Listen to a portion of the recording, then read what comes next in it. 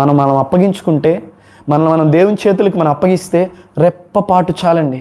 ఏమన్నాడు వాక్యం ఉంది అక్కడ చూడండి, మత్తయి సువార్త 8వ అధ్యాయము 26వ వచనం. అందుకు ఆయన, అల్ప విశ్వాసులారా ఎందుకు భయపడుచున్నారని వారితో చెప్పి లేచి గాలిని సముద్రమును ఏం చేశాడంట, గద్దించగా. అయిపోయింది. మాట్లాడాడు. పరిస్థితులు ఒక్క క్షణంలో మారిపోయాయండి.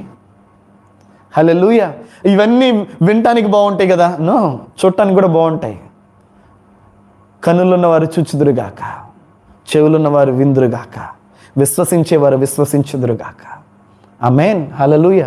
రెప్పపాటు మనం ఎంతో అనుకుంటాం, ఇది చేయాలి, ఇది ఎలా జరిగిద్ది, అది ఎలా జరిగిద్ది. పెళ్ళిళ్ళ దగ్గరకు వచ్చేసరికి, రోగాల దగ్గరకు వచ్చేసరికి, సమస్యల దగ్గరకు వచ్చేసరికి, అప్పుల విషయాలకు వచ్చేసరికి అసలు ఎలా. కను రెప్పపాటులో ఆయన ఒక మాట